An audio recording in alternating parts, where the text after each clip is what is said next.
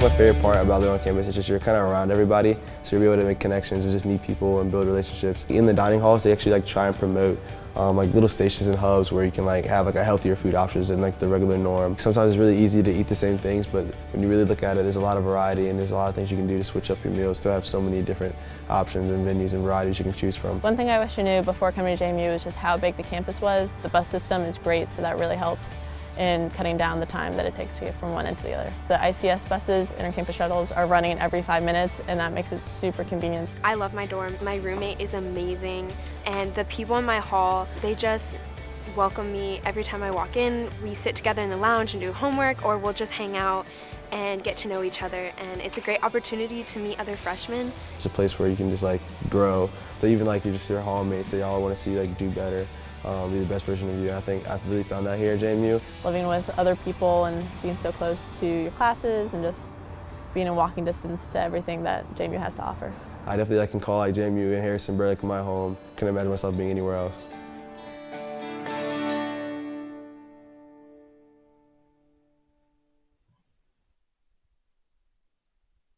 Hello, and welcome to JMU Virtual Choices, featuring the Office of Residence Life and JMU Dining Services. My name is Jason Jones, and I'm the Associate Director for Housing Operations, and I'll be your host and moderator for today's session. We have assembled a team to speak to you and answer your questions about housing and food at JMU. I'd like to have the panel introduce themselves prior to answering the questions. We'll start with Jillian. Jillian? Hi, my name is Jillian Kelly. I'm the registered dietitian for JMU Dining, and I'm thrilled to be here with you guys today to answer any questions you may have about nutritious options on our award-winning meal plans. Hi, my name is Dawn Owenessian. I'm Assistant Director for Housing in the Office of Residence Life, and I manage the contract process as well as assignments. So I'd be happy to answer any questions that you have about the housing contract or about the online room selection process. My name is Emily Hyam. I'm one of the area directors in the Office of Residence Life and a double alumni of JMU. I'm Kathleen Campbell. I'm one of the Associate Directors of Residence Life for Student Learning Initiatives, and I work with the students to plan activities in the halls and work with the residential learning communities. Hi, my name is Logan Means. I'm a student at JMU. I've lived on campus for the last 4 years, and I've been an RA for 3. Hi, I'm Kareem. I'm also a student on campus, and I've lived on campus for 5 years and currently working as a hall director as well. All right, thanks everyone for those introductions. Well, let's begin with some questions. Susan asks, are freshmen guaranteed on-campus housing? Dawn, why don't you start us off with that? Sure, so yes, first-year students are guaranteed housing on campus. We actually require that first-year students live on campus unless you meet certain requirements. One of those is if you live in the nearby area within 60 miles with a parent or guardian. But we really believe in the on-campus experience and the life-changing experience that you can have. So we definitely want first-year students to live on campus with us. The deadline to sign your housing contract for this upcoming year is May 31st. Thank you, Dawn. Ryland asks, what is the most cost-effective meal plan? Jillian, would you like to answer that question? Sure, that's a really great question, Ryland. Our most cost-effective meal plan would be our All Access plan. That's a new plan that we have for the fall semester, and it actually came about as a result of a university survey of about 1,600 students that showed that 38% of them felt that they were food insecure their first year on campus, meaning that they weren't sure where their next meal was going to come from. So we're really excited to have these new meal plans because they essentially eliminate any risk for food insecurity, and that they give students unlimited access to both of our residential dining halls, meaning you can punch into them as many times a day as you would like. So for example, not only can you choose to eat there for breakfast, lunch, and dinner, but you can also punch in once in the morning just to get a cup of coffee, maybe once mid-morning just to grab a banana before you go work out, and then again if you want later in the day to get ice cream or something like that. We really do suggest that you choose your meal plan that's best suited to your dining habits and to your schedule. However, we do realize that As first-year students, it may be difficult to anticipate what that will look like. And we really want dining with us to be the easiest, least stressful thing you have to acclimate to on campus. And so for that reason, we really do recommend that all access meal plan. All right, thank you, Jillian. Our third question comes from Elena. Elena would like to learn more about residential learning communities. Kathleen, can you take this one? Thanks, Jason. Good question, Elena. Residential learning communities are groups of students ranging from 15 to about 150 that choose to live together that either share an academic major or an interest area. You can find more information about all the communities that we have in the One Book or online, and there's an application process. So you would complete that application through ResLife and then submit it for our faculty coordinators to review. I would just recommend, if you choose to apply, be sure to respond to all the questions in Word and then copy it over to the application, because the application won't look for spelling and those kind of things. So be sure to apply and check those out online or in your One Book.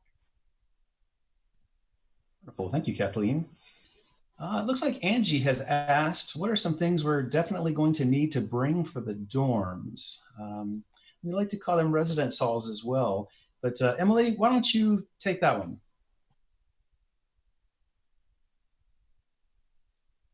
Jason, can you repeat the question? Absolutely.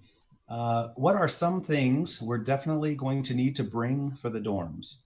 Sure. So I think some people bring everything that they own when they come to the dorms. And so I think that less is more is a really great way to think about it.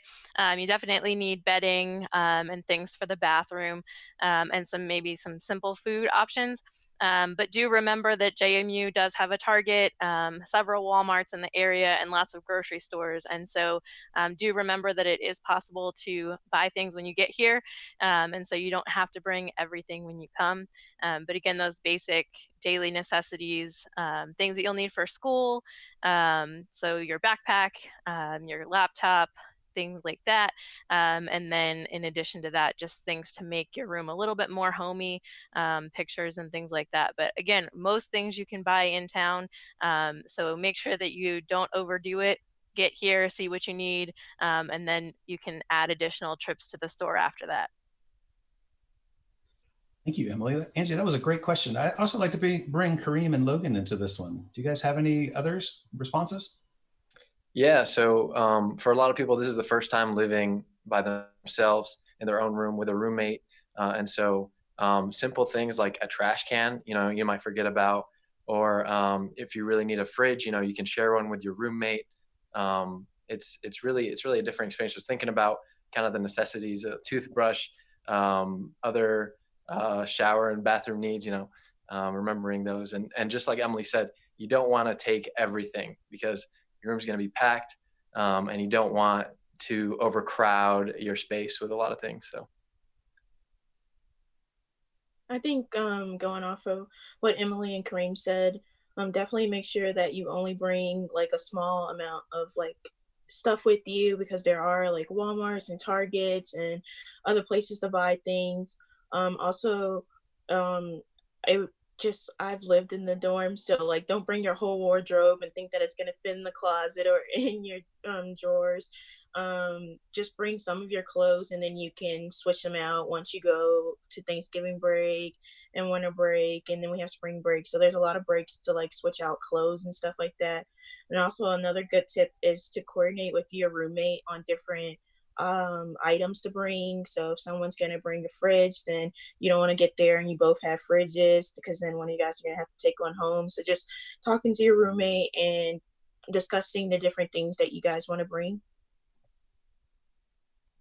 Wonderful. Thank you all. Also on our website, www.jmu.edu/ORL, there's a what to bring and what not to bring list. And so I definitely encourage you to look at that as well.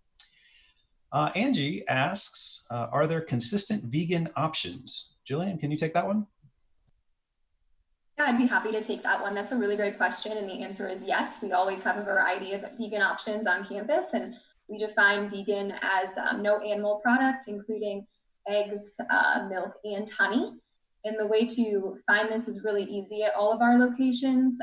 There's a little green flag on the placard that will list what the item is when you're walking up to something that you're interested in eating, and it'll say vegan right on it. And we do always have a host of options, and for anything that's build your own or that you can customize, again, we always have options for you there, including protein options like tofu or beans or something like that, so that you can really make a nice balanced plate. Wonderful. Thank you, Jillian. Haley asks, how do we pick our room? And then added on to that, can we pick our Suitemates? Dawn? Sure. So in July, all first-year students will be able to go in and you'll select your specific room. So you'll pick the building that you want to live in and then the specific room. That will all be contingent upon availability. So the earlier you select, the more choices that will be available. And the order that you select will be based on when you paid your enrollment deposit. So for those of you early birds who paid in December, you'll get one of the early times and there'll be lots of choices for you. But if you paid your enrollment deposit later, or even if you haven't paid it yet, just keep in mind that there's still lots of great options. All of our communities have really positive aspects to them. And in terms of picking your Suitemates, no, we do not allow first-year students to pick their Suitemates. We really want first-year students to branch out, get to know new people. And so we allow you to pick your roommate because it's important to find someone who's going to be compatible with you in terms of things like cleanliness and bedtime and guests, things like that. But we really want you to meet some new folks. And so as first-year students, you will not be selecting your Suitemates. All right, thanks, Dawn. Ashley asks about laundry services. How does it work? Logan, why don't you take that one? Yeah, so each dorm, if you're living on campus, has its own laundry room. Some places like, let's see, like I've lived in McGraw Long, so it's on the first floor, but I've also, my freshman year, lived on the quad in Logan and it was in the basement. But each one has a set amount of washing machines and a set amount of dryers. Washing is $1.25, I think, and then drying is $1.75. And then you can use coins or you can put money on your flex, and then you'll be able to use your Jack card that you'll be given to swipe and then to pay for your laundry and stuff. Perfect, thank you. Jillian, I think this one's going to be for you. Jennifer asks, what is the difference between D Hall and E Hall? That's a really great question. They're both residential dining halls, so you use your swipe the same way in that nature, and they just have slight differences and variations in what they offer. For instance, E Hall has a vegan station where everything served there is vegan. D Hall does not have that option. But both stations do have an Asian stir fry station. They both have our True Balance station, which is really great for students with allergens or food intolerances, and that it's free from, everything made there is made without gluten, plus 7 of the top 8 allergens, excluding finfish. They both have pizza. They both have, trying to think of what else they both have. They both have a lot. You guys have a lot of really great options. A whole host of dessert options. D Hall carries on some traditions like Peanut Butter Pie Wednesday that E Hall doesn't. E Hall has some really great homemade ice creams that D Hall doesn't. It's really, you have a great array of options at both dining halls. Excellent, thank you. All right, Kathleen, I think this one's going to be for you. So my friend recommended me for Wayland Hall because of wanting to be part of JMU Color Guard and Winter Guard. But I am not going into an arts major. Is this a possibility? And this question is from Tyler. Tyler, good question. Wayland's a very popular hall, and we house the visual and performing arts learning community there. My best suggestion for you is when your appointment time comes up, look and see if there's any available rooms, but I'd have a list of a couple other halls you might be interested, just in case that one already is filled up. All right, thank you, Kathleen. Marlena asks about the housing contract and the meal plan options. Dawn, can you take that one? She wants to know how she can sign up for the all access when currently only the 11, 14, and 19 punch plans are showing up. Sure. So yes, right now, when you sign your housing contract, the old meal plans are still listed. And that's just because we are waiting for the final approval on the new meal plans. Once those are approved, our card services office will be sending out a survey to students. And then if they want to select one of the new meal plans, then you can switch to that. So right now, just pick one of the meal plans that's available, but just know that you will be able to switch to a new one probably in about a month or maybe a month and a half. All right, wonderful. Dawn, looks like this one's going to be for you as well. Andrea asks, do transfer students that classify as juniors or seniors get to choose their housing? And are they guaranteed housing if they sign their contract?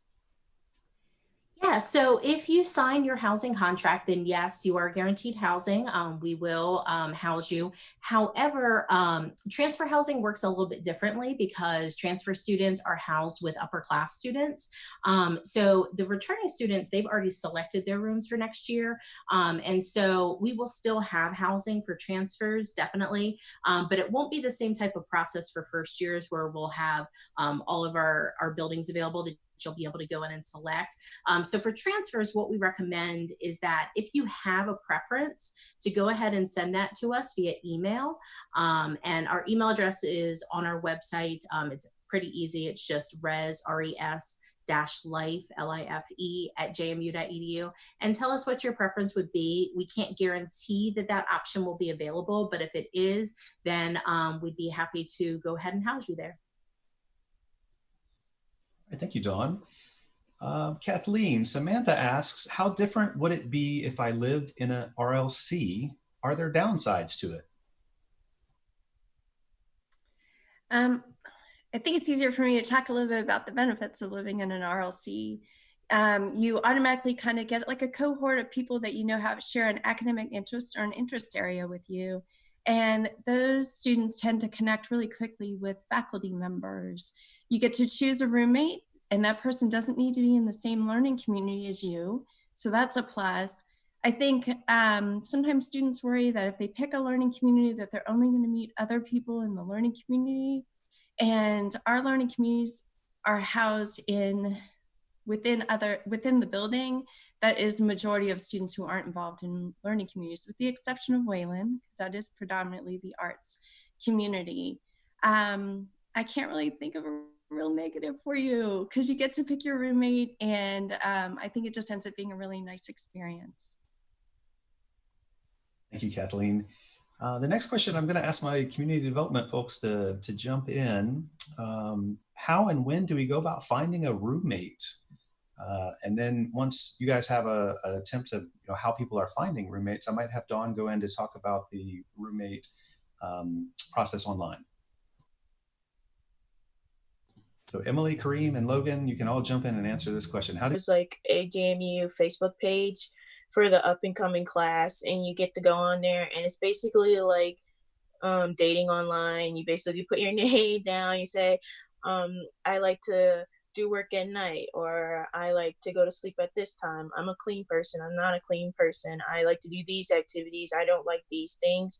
And then different people will reach out to you.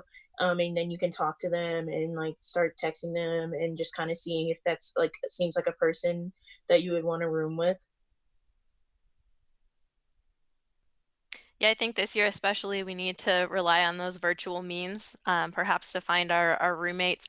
I know a lot of times freshmen will go to summer springboard and find their roommates there. So I would encourage you to use the virtual summer springboard this year to perhaps see if you can find someone there. Or I know a lot of people that you know, maybe you have several people from your high school that are going to JMU. And I had some friends who used that. I didn't really know this person in high school, but maybe because we went to the same high school, we have that in common, and they chose to live together. It is also okay to have a random roommate. I'm still in touch with mine from freshman year, and we do use roommate compatibility for that. So we do make sure that, you know, we're not going to put someone in there that that checks off that they are early to bed and early to rise with somebody who says that they go to bed at 3 a.m. every day. And so whatever happens, you will get a roommate and it will work out just fine. Yeah, and to add to that, I've seen a lot of students who go with the random roommate route, and I've seen a lot of them end up being really good friends at the end of it. You know, obviously using tools such as Facebook and other networking tools to figure out who shares the important things about your living and how you want your space to be. That's important as well. But in the worst case scenario, if you do get a random roommate, it's not that bad. You know, everyone's going in for their first year. They're all looking for a positive experience from JMU. And so definitely not something to worry about too much. Yeah. Oh. So I will just encourage people to utilize the online housing system to search for a roommate, because when you sign your housing contract, you answer lifestyle questions, and so does everyone else. So what you can do is you can go in, there's a bunch of different ways that you can search for roommates. You can actually see the highest percentage that people match your answers. You can also go in and search by specific questions. So if you are a neat freak and it's really important for you to have a neat freak as a roommate, you can search for that criteria. If you are a slob and you don't want someone to nag you about cleaning your room, you can go in and search by that criteria. Whatever is most important to you. The most important thing that I recommend when it comes to picking a roommate is it's not about necessarily someone having common interests with you. You're not looking for your next best friend. You're looking for someone that you can live with in a compatible way. I usually discourage people from rooming with their best friend from home because you're not necessarily a compatible roommate with that person. And the problem is that if you end up having a roommate conflict, then you might not only lose a roommate, but you might lose your best friend. And so I really recommend that you find someone that is compatible with you based on the answers to those questions, because that's really what we have found makes the biggest difference in terms of living with someone. So the other thing that I would say about that is that because you're picking your own room, when you go in to pick a room, even if you don't have a roommate, you can actually see that person's profile and all the answers to their questions. So it in essence ends up not being really random anyway. Even if it's someone that you didn't know before, you can go in and you can say, okay, what's really important to me is that you know, I have to get up really early in the morning because I'm an athlete or I'm in ROTC or I'm just a morning bird. And so that's what's most important to me. I'm going to pick someone who goes to bed early because I go to bed early. As you can tell, that was a great question. Chris, thanks for asking that. All right, the next one I'm going to toss to Dawn and Kathleen. Are students in the Honors College guaranteed to be in Shenandoah if they request that residence hall? This question is from Jennifer. So the easy answer to that is yes. We have plenty of room in Shenandoah for students in the Honors College. So if you indicate that you want to live in Shenandoah, then yes, you will be able to do so, whether you have an honors roommate or not. Looks like Kathleen is just agreeing to that by shaking her head. So I'm going to go on to the next question. All right. Elizabeth asks approximately what percentage of the dorms are suite style? Percentage of dorms are suite style. I would say a smaller percentage than the double rooms, but I'll let somebody who's an expert answer that. Dawn, take it away. So I would say that depends on what you mean by suite style. So we have two different styles of suites for first year students at JMU. One is in the Village, actually where Emily is the area director. And so the type of suite that's in the Village is that there are 3 rooms that share a common room, and then 2 different suites share a bathroom. So a lot of people really like the Village, the suite style in the Village, because you get to know your suite mates really well. You have that common area, which is really nice for studying, or, you know, just sort of being able to get out of your room, having a little living room, so to speak. So that's one type of suite style. And there's about 1,800 beds in the Village. And so that's about, I'm trying to do math really fast, about 25% of our first year beds. Someone might be able to do math more quickly than I can. And then the other type of suite is in the Bluestone area, and then there's a select number of rooms in the Skyline area, which are basically 2 rooms that share a bath. And we have much fewer of those rooms. That's probably less than 10%. Maybe even around the 5% of our first year beds. So as a first year student, for the most part, you are going to have more of a community style bathroom as opposed to a suite style bath. I hope that answered that. I think that was really good. It helped with the different areas. And so we do have different areas around campus. And so I encourage students to go on our website and look at our different residential areas and the different buildings that are there.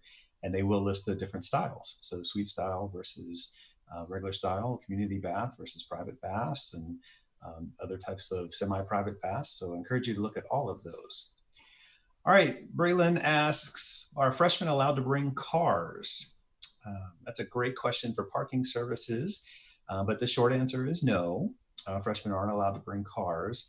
But I do encourage you to go to our parking services website as well to look at that. And then the other part of your question was how many parking spots are on campus? They have that answer as well. There's a lot. I think this is also from Braylon, and I'm going to let my students answer this one. If you don't have a car, how do you get around while at JMU? And how do you get home? Logan? Green? Yeah, so there is a bus service that runs through campus that gets you from your dorm, from your residence hall to class and back and forth. It also gets you to the neighborhood stores at Walmart, for example. That's one way of commuting. I know some residents bring their bikes to JMU, so you can bike. So those are just 2 options. I'll let Logan introduce. Yeah, and then I see people around campus with the birds. They have zip cars that you can check out. A lot of people use Uber and Lyft to get them from places.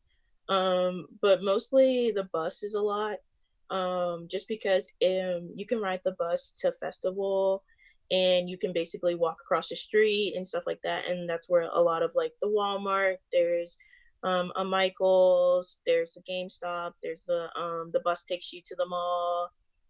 So like it's really accessible. It's not that far.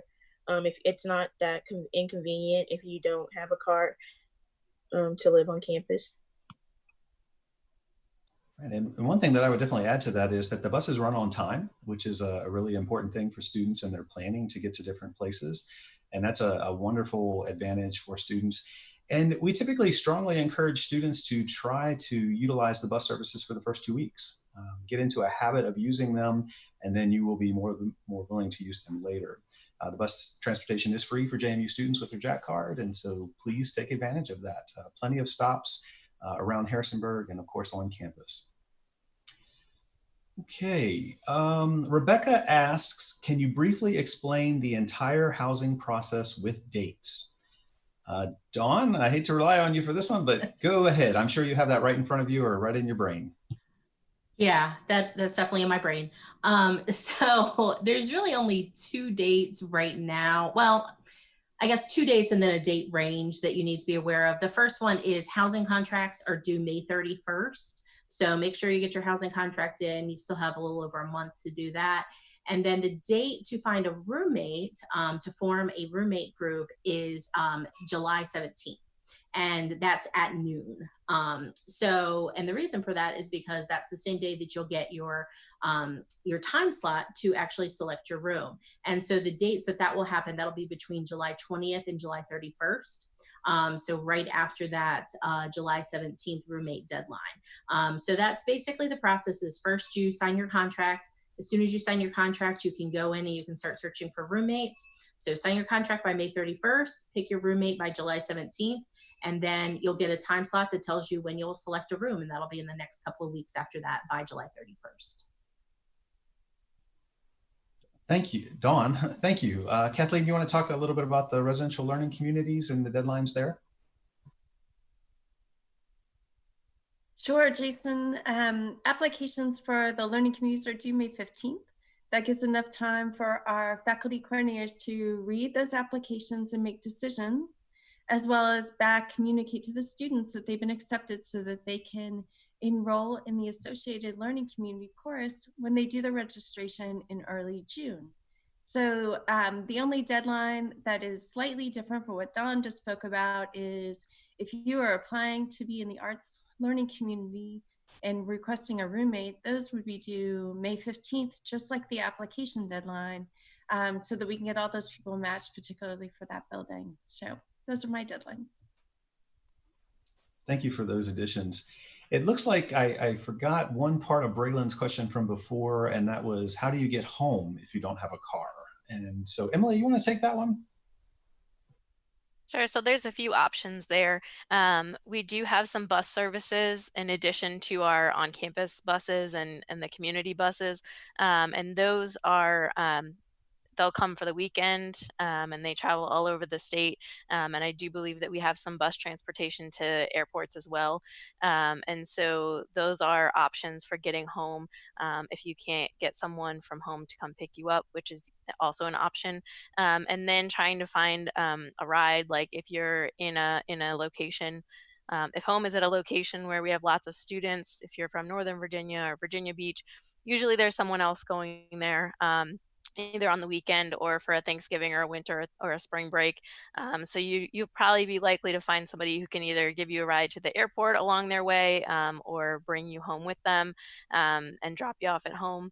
But there are some bus options that you can look at outside of Residence Life that can provide some transportation back home. Emily, thank you so much. The next question, I think we'll go to Kathleen and to all of the Residence Life staff members here. Are there events in the actual residence halls? So who wants to start? You can raise your hand. Let's have the student staff start, and then I can wrap it up.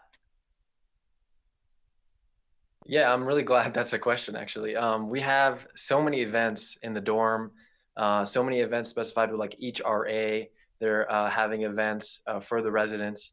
And we're always encouraging residents to go to the RA, say, like, if you want to have a specific event, we'll do it. But there's just so many advertised events that we do in the actual dorm with your RA, with residents, to kind of build that community and make sure that your time at JMU is as good as it can be, pretty much. So yeah, there's a lot of events, yeah. Yeah, going off of that, I've been an RA for the last 3 years. So we're part of our job is that we throw programs for our residents in the building, and they're anywhere from, like, we have community programs, we have safety and security programs, so teaching you about how to be safe on campus and how to protect yourself. There's academic programs, so learning about different learning strategies, how to like deal with stress, how to deal with like transitioning from your high school or community college, and now you're being on campus every day, and also like trying to manage your social life with your academic life. So there's plenty of activities that we do inside of the building, but there's also a lot of organizations outside that we encourage people to go to, and that we take residents to, just so that they can kind of see that, like, yeah, that yes, we do a lot of things in the building, but there's also a lot of things that we also partner with, different resources that we take students to, that you can also get acclimated with. Each year, on average, we host about, with like what Kareem and Logan were saying, about 1,700 programs. So that's pretty much about 6+ programs every night, and they're hosted predominantly in the evenings, but occasionally you'll have a staff member who's an early bird who does bagels on the way on as you're walking out your door. But they oftentimes happen in your building, and like they mentioned, it'll either be in your hall, floor lounge, or it might be in a common area within the building. And it's really all about what they said. It's getting to know your neighbors, your community, and getting you involved in the community at JMU. Lots to do. Absolutely. It looks like Zakia asks, if they do not allow us to move onto campus in fall 2020, will we receive a refund on our payments for housing and dining? I'll take the beginning part of this, and then I'll pass the second part to Jillian. But absolutely, if you don't live with us, we're not going to be able to charge you for housing, and we would give a refund for that. Jillian?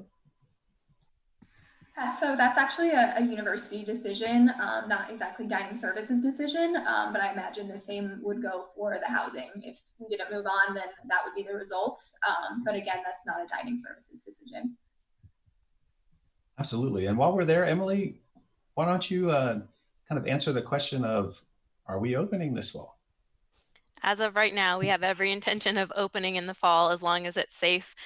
If that were to change, then that would be highly publicized on our website, as well as JMU's website. But as of right now, that is our hope, that we will be opening as usual in the fall. Absolutely. And as we move closer to the fall, there'll be plenty of information about move-in, directions on how to get to the buildings, and all of the other great things about move-in.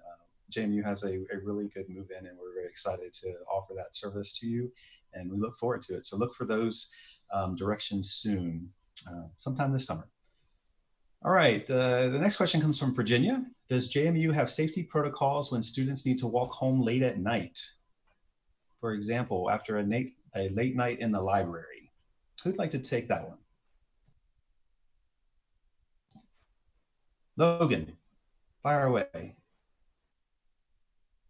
So yeah, we do have safety precautions. So around campus, we have like these blue lights that light up at night. And if you're ever in trouble, you just press the button and then you keep running until you see the next one. You should be able to see one blue light from the next, and you'll just keep pressing those, and that will alert the police that you're in trouble. We also have, I think it's like it's like a safety escort, the JMU safety escort, and you can call them and they can give you a ride from the library back to whatever dorm you live in. Yeah. And then also, I guess the thing that the police officers always tell us to download is like the Live Safe app, and that way you can like track what's going on. You get alerts if there's different incidents around campus, and you're able to contact the police too. Wonderful. I knew I picked the right person for that one. Thank you, Logan. All right. I did want to mention something about residing on campus.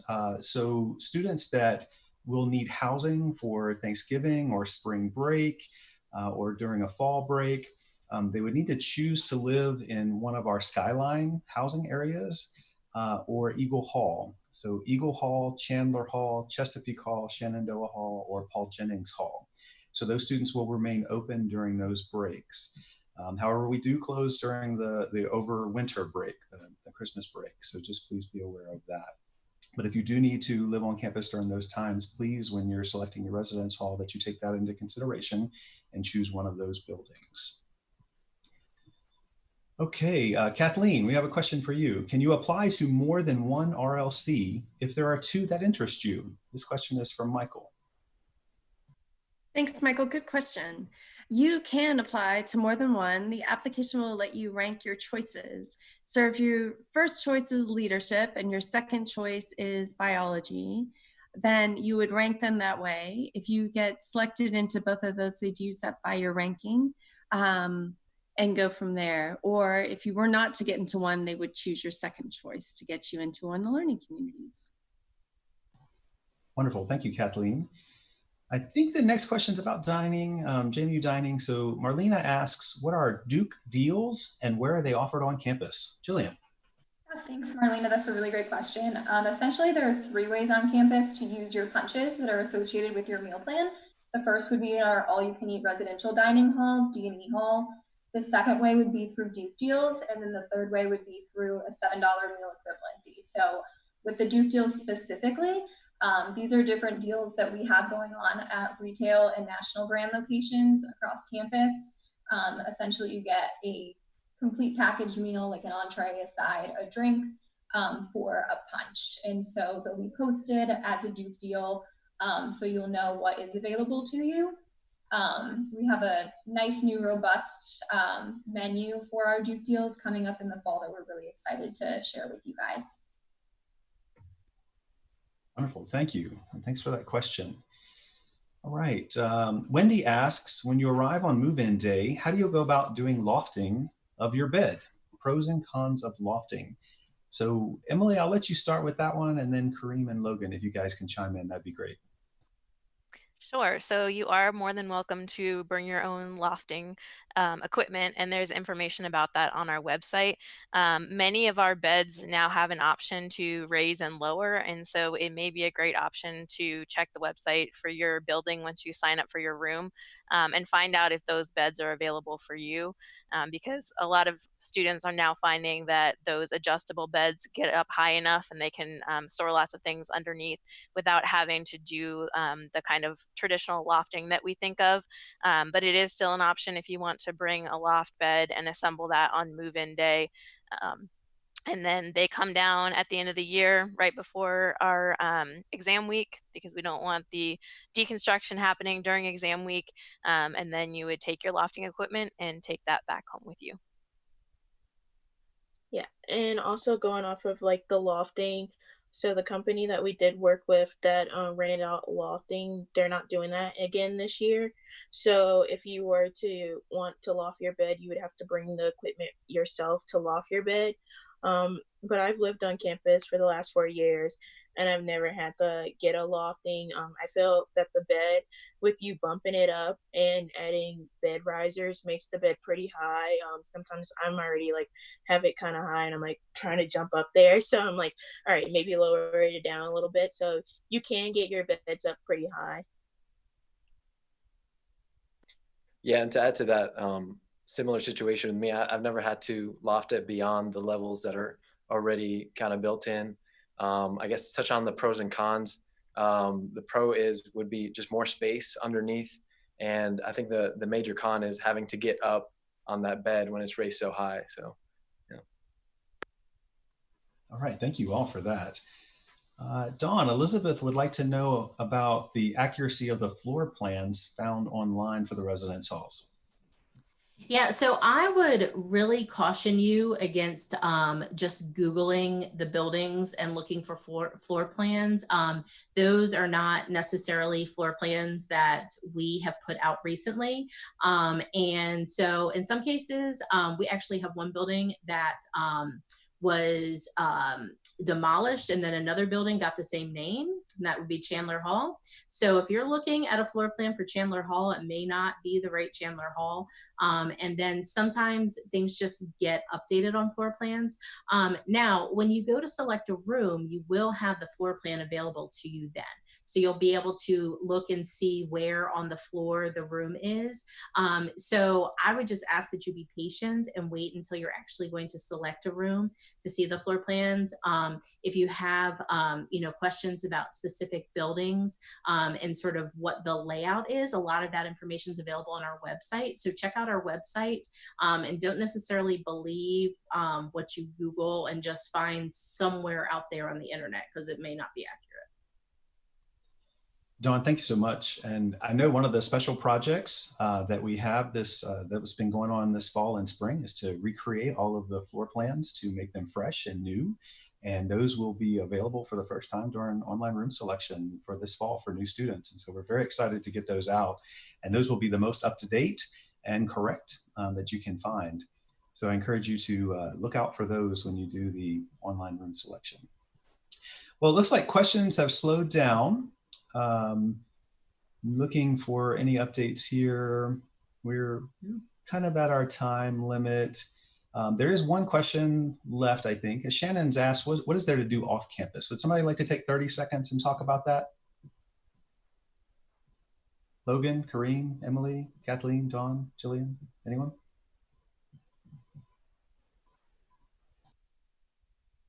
Wow, we got silent all of a sudden. What is there to do off campus? There are plenty of things to do off campus. We're nestled in the foothills of the Appalachian Mountains. There's plenty of hiking trails and other things. You can connect with UREC and do lots of activities with them outside and inside. And basically, there's places to go out to eat.